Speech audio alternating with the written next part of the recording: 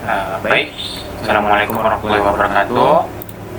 Kami dari kelompok 2 elektronika lanjut akan memaparkan materi tentang penguat daya yang kami beranggotakan dari Ahmad Asfi, Margari Manta, Agus Runding Pasma, dan juga Hendri Zulfikar Bumai. Untuk dokumen dari materi kami yaitu ada pendahuluan, kelas penguat kelas A, beban resistor, penguat kelas A beban trafo, penguat daya push-pull kelas B, dan juga penguat daya komplementer serta ringkasan. Yang pertama pendahuluan akan dimulai dari tempat saya Agus, dipersilakan.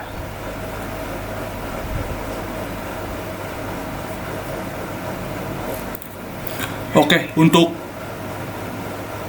pendahuluan, jadi penguat daya itu dimaksudkan untuk memberikan daya maksimum kepada suatu beban seperti loudspeaker, penggerak, kumparan, dan komponen daya lainnya. Input dari sistem penguat adalah sinyal kecil yang nantinya akan dikuatkan ya oleh beberapa penguat dan hasilnya nanti diumpankan ke penguat daya untuk memperoleh daya yang besar. Nah, untuk pembahasan pada penguatan daya ini akan fokus kepada efisiensi, daya keluaran maksimum, serta penyesuaian impedansi. Jadi karena input penguat daya itu berupa sinyal besar, maka kemampuan daya transistor itu harus cukup besar untuk memberikan daya kepada beban. Next. Nah, ini untuk kelas penguat ya. Jadi penguat itu diklasifikasikan menurut waktu arus kolektor mengalir. Jadi kelas-kelas penguat itu menunjukkan lamanya sinyal input mengalir terhadap satu siklus operasi penuh dari sinyal. Nah, ini yang dimaksud itu adalah satu siklus penuh sebesar 360 derajat ya.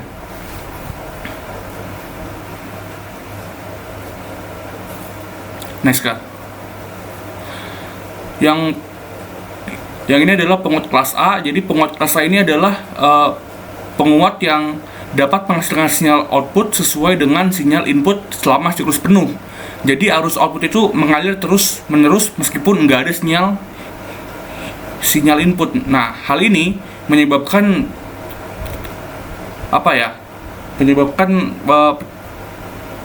panas karena adanya ICQ. Nah, efisiensi penguat yang beroperasi pada kelas A ini sangat rendah ya, karena itu dayanya baik yang terbuang menjadi panas. Next, Kak. Nah, ini ya, pada umumnya titik kerja penguat kelas A itu diletakkan di tengah-tengah garis beban AC agar ayunan sinyal output itu maksimum. Maka arus ICQ ini selalu mengalir ya, meskipun saat tidak ada sinyal input. Hal ini menyebabkan banyak daya yang terdisipasi pada transistor dan menjadi panas. Nah, hal ini membuat efisiensi pada penguat kelas A ini sangat rendah. Next.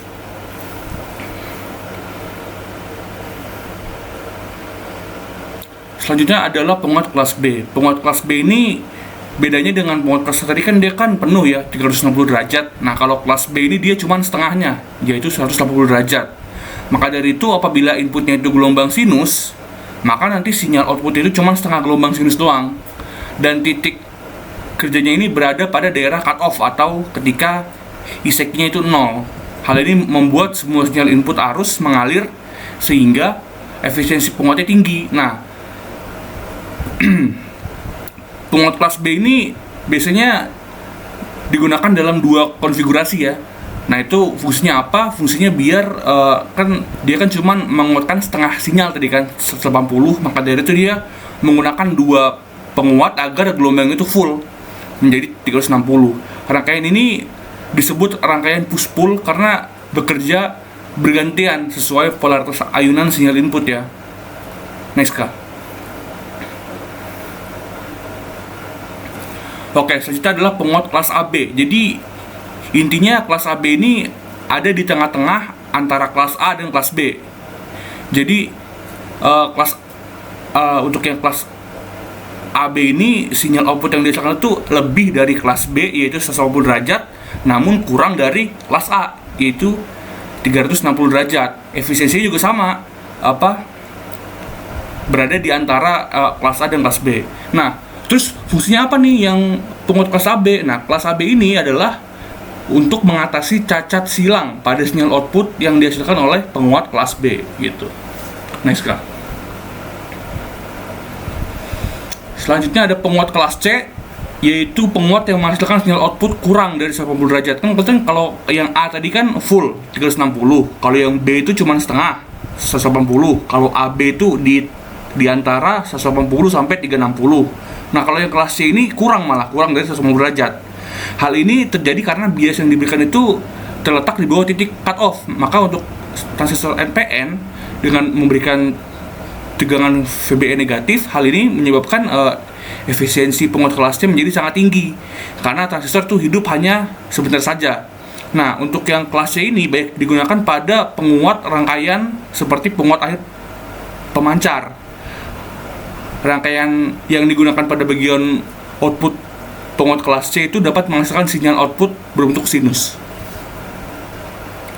Oke, untuk selanjutnya akan dilanjutkan oleh kawan saya.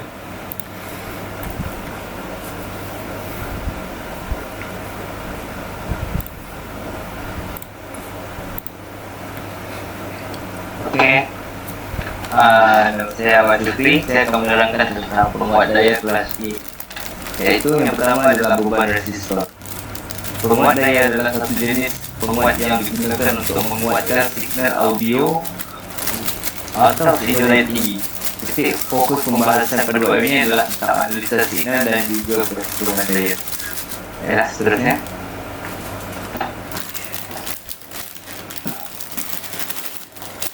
Oke. Daya rata-rata pada beban resistor pada kolektor yang menyebabkan adanya sinyal AC itu bukan kerana arus DC IQ adalah seperti ini di belah kiri. Apabila signal output yang mengalir pada RL iaitu IC berbentuk sinus, maka persamaan di atas menjadi PL sama dengan IC M2 RL per 2, iaitu persamaan di belah kanan. Penguat yang direncanakan agar dapat menghasilkan ayunan signal output maksimum, maka harga CQ-nya harus diletakkan di tengah-tengah garis beban. Itu pernah dibahaskan pada buku jilid 1. Dengan demikian, harga maksimum atau harga puncak dari signal output IC adalah sebesar ICQ, yaitu ICM sama dengan ICQ. Nah, apabila kita memasukkan nilai ICQ ini pada masukkan nilai ICM sama dengan ICQ ini, kita masukkan pada persamaan di atas, maka diperoleh daya rata maksimum iaitu sebesar PL maksimum sama dengan ICQ kuasa 2 RL per 2. Oke, seterusnya.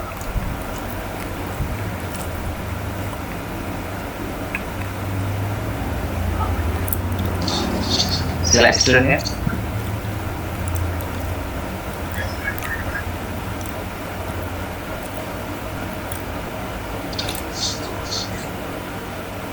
Slide seterusnya.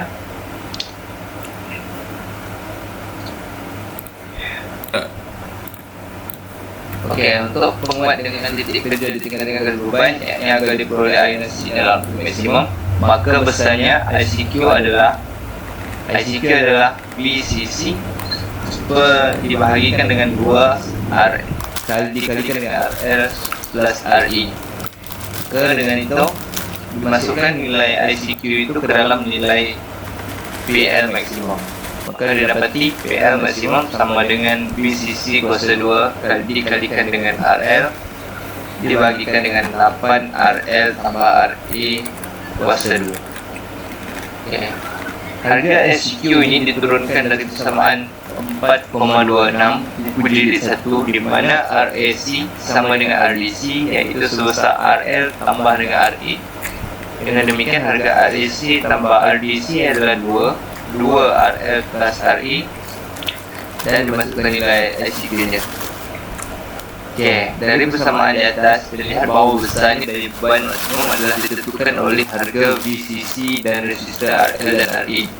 Daya PL maksimum dapat dibesar lagi dengan jalan mengecilkan harga RE. Maksud nilai RE yang berada di atas ini akan dikecilkan ataupun dipendekkannya dinolkan nilai RE itu, maka dapat dengan persamaan PL sama dengan VCC kuasa 2 dibahagikan dengan 8RL. Okey, seterusnya. Okey, untuk nilai yang atas pula, meskipun dalam persamaan yang di sebelah tadi, nilai RE diabaikan kerana harganya jauh lebih kecil dibandingkan RL, tapi dalam keadaan nyataannya, resistor RA harus tetap ada agar diperoleh stabilitas bias yang baik. Syarat stabilitas penguat menjadi baik adalah beta RA lebih besar sama dengan 10 RB. Okey, selanjutnya untuk menentukan PCC. Selanjutnya adalah menentukan daya rata-rata yang diberikan oleh catu daya VCC pada rangkaian kolektor, iaitu yang disebut dengan PCC. Dengan kata lain, PCC adalah besarnya daya rata-rata dari catu daya yang dipakai oleh rangkaian. Nah, ini adalah formulanya. PCC di kiri dan kanan adalah sama. Okey, apabila signal output berbentuk sinus tanpa cacat, iaitu distorsi, maka PCC akan menjadi PCC sama dengan VCC kalikan dengan ICQ. Okey, seterusnya. Okey. Untuk penguat dengan titik kerja di tengah-tengah garis beban, yakni agar diperoleh ayunan signal output maksimum, maka besarnya ICQ adalah ICQ sama dengan VCC bagi dengan 2 dikalikan dengan RL plus RE. Ini adalah sama formula dengan seperti yang slide awal tadi. Jadi apabila harga ICQ ini dimasukkan ke PCC, maka diperoleh PCC sama dengan VCC kuasa 2 bagi dengan 2 RL plus RE. Dan kemudian harga nilai ICQ ini dimasukkan ke PCC. Maka diperoleh PCC sama dengan VCC kuasa 2 dibahagikan dengan 2 RL. Seperti sama di atas, seperti sama yang sebelumnya, RE itu juga dikecilkan nilainya. Maka dibuang aja nilai. Okey, seterusnya. Okey. Setelah diketahui harga PL dan PCC, maka dapat ditentukan efisiensi penguat. Efisiensi penguat adalah perbandingan antara daya beban dengan daya dari catu daya yang digunakan penguat tersebut, iaitu nilai efisiensi boleh dikira sebagai PL dikalikan dengan nilai efisiensi sama dengan PL bahagi PCC ataupun sama dengan ICM square kalikan RL bagi 2 dibahagikan dengan VCC kuasa 2 dibagi dengan 2 RL. Okay, efisiensi penguat akan maksimum apabila signal output maksimum iaitu ICM sama dengan ICQ dengan kondisi ICQ terletak di tengah-tengah garis beban dengan anggapan RL lebih besar dari RE. Maka efisiensi maksimum penguat daya kelas A adalah efisiensi maksimum sama dengan PL maksimum bagi dengan PCC ataupun VCC kuasa 2 per 8 RL dibagikan dengan VCC kuasa 2 per dengan 2 RL adalah sama dengan 0,25. Dapat disimpulkan di sini bahawa efisiensi maksimum penguat daya kelas A dengan beban resistor adalah samaan dengan 0,25 ataupun 25%. Efisiensi penguat ini adalah mulai dari 0% iaitu pada saat tidak ada signal output sampai 25% iaitu pada saat signal output maksimum. Okey, seterusnya. Okey, seterusnya pula adalah untuk yang kedua adalah penguat daya kelas A iaitu beban trafo. Penguat beban yang sesungguhnya beban trafo ini adalah beban yang sesungguhnya dari rangkaian ini adalah RL, di mana RL yang berada dalam gambar ini bisa dijadikan serupa loudspeaker. Kan tetapi antara penguat RL ini dihubungkan dengan transformator ataupun trafo. Seterusnya. Okay. Trafo yang digunakan dalam rangkaian penguat ideal ini adalah dengan demikian. Yang berlaku di mana formulanya adalah N sama dengan NP per NS ataupun VP per VS. Ataupun lagi satu NP per NS sama dengan IS per IP. Sehingga diperoleh nilai pada yang belah kanan. VP per IP. Boleh juga guna. Okey, seterusnya beban AC yang dirasaskan oleh kolektor pada bahagian primer trafo adalah RL. Sedangkan beban DC yang diasaskan kolektor adalah 0. Kerana secara ideal RDC adalah trafo, RDC dari trafo adalah 0 ohm. Dengan demikian, garis beban DC dan AC dari rangkaian penguat gambar 4 adalah seperti pada gambar 4,5. Ini adalah gambar garis beban DC dan AC. Okey, seterusnya. Perhitungan daya untuk penguat daya kelas A dengan beban trafo adalah sebagai berikut. Daya rata-rata pada beban RL pada para sekunder trafo yang disebabkan oleh adanya sinyal AC adalah PL sama dengan ICM square kalikan dengan RL dibagikan dengan 2. Jadi apabila kita masukkan nilai, kita ubah nilai PL maksimum bersamaan dengan ICQ kuasa 2 dikalikan dengan RL bagi 2 dan juga nilai ICQ ini adalah VCC kali dengan RL, maka kita dapat masukkan nilai tersebut menjadi pada belah kanan gambar persamaan di atas. Iaitu kita dapat nilai PL maksimum sebanyak iaitu VCC kuasa 2 dibagikan dengan 2 RL. Okey, seterusnya.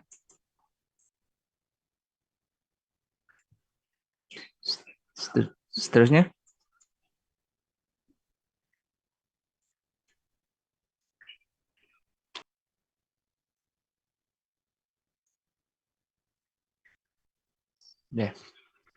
Daya rata-rata yang diberikan jatuh daya kepada rangkaian kolektor PCC adalah PCC sama bersamaan VCC kalikan dengan ICQ.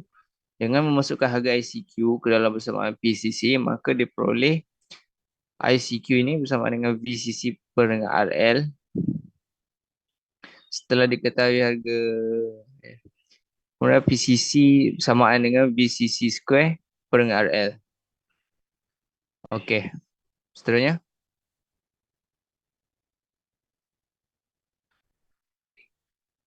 Okay, setelah diketahui harga PL dan PCC, maka dapat ditentukan efisiensi penguat dengan menggunakan formula efisiensi sama dengan PL dibahagikan dengan PCC. Ataupun sama dengan ICM kuasa 2 kalikan dengan RL per 2 dibahagikan dengan VCC kuasa 2 per RL. Untuk efisiensi maksimum penguat daya kelas A dengan transfer pula adalah efisiensi maksimum disamaan dengan PL maksimum bagi dengan PCC ataupun VCC kuasa 2 dibagi dengan 2RL dibahagikan dengan VCC kuasa 2 bagi per RL sama dengan 0,5. Jadi dapat disimpulkan di sini bahawa efisiensi penguat maksimum penguat daya kelas A beban trafo adalah 0,5 ataupun 50%. Efisiensi penguat ini juga dimulai dari 0% iaitu pada saat tidak ada signal sehingga output 50% iaitu pada saat signal output maksimum. Okey. Sekian dari saya. Terima kasih.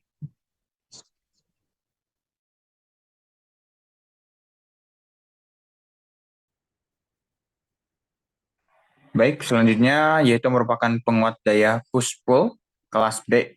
Dapat dilihat gambar dari penguat daya push-pull kelas B ini, di mana push-pull kelas B ini penguatnya merupakan penguat yang menguatkan dua sisi sekaligus, itu sisi positif dan juga sisi negatif dengan masing-masing penguat kelas B. Dari transistornya sendiri ada transistor NPN dan juga PNP.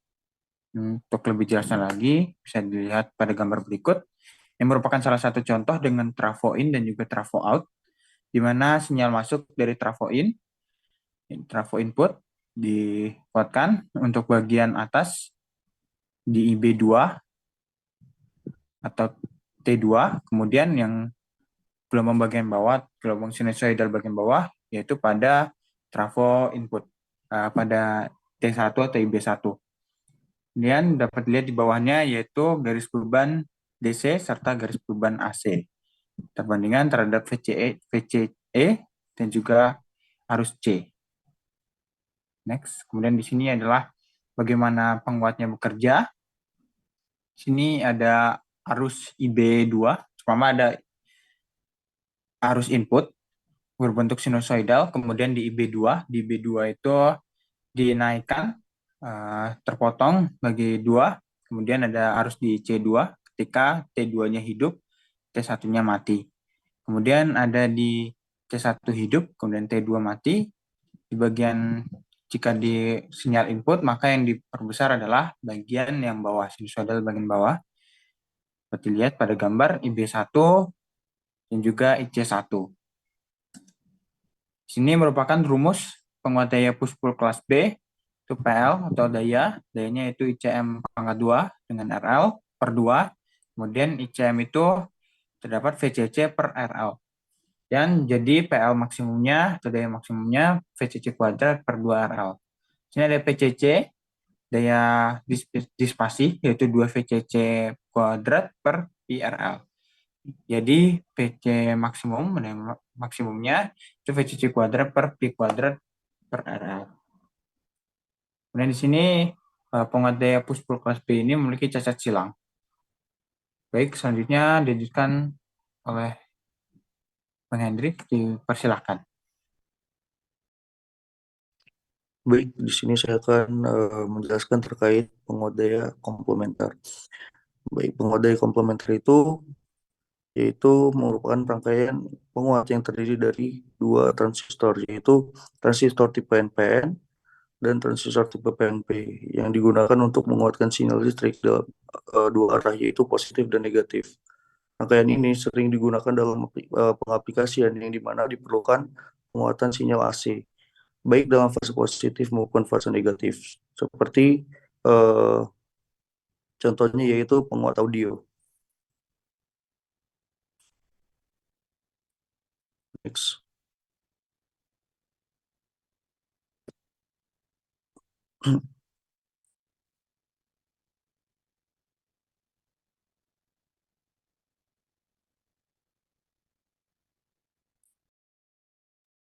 Nah, pada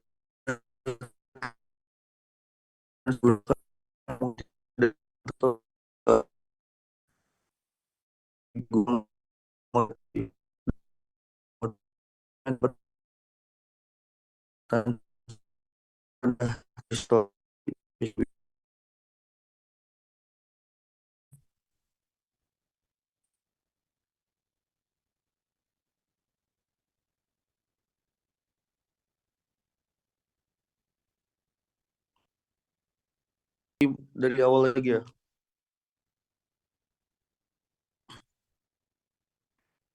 Oh yaudah ya. Kasih tau kamu mulai.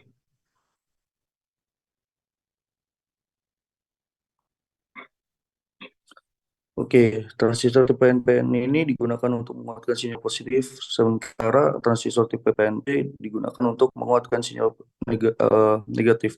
Dengan menggunakan penguat daya komplementer ini dapat menghasilkan penguatan sinyal dengan rendah distorsi dan efisiensi yang lebih baik. Baiklah, selanjutnya akan dilanjutkan oleh Aldo.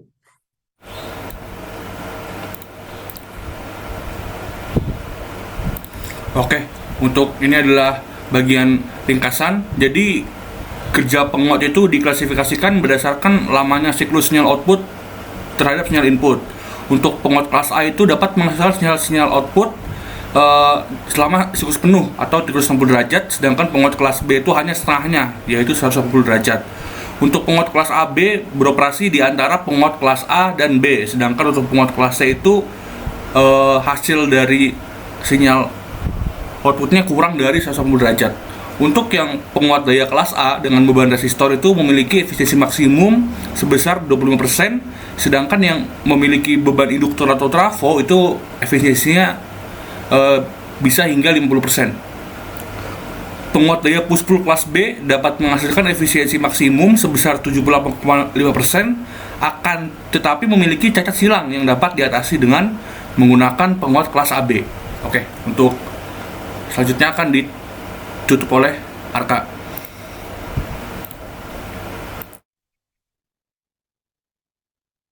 Oke, baik. Terima kasih atas perhatiannya. Kami akhiri pemaparan dari kelompok 2. Wassalamualaikum warahmatullahi wabarakatuh.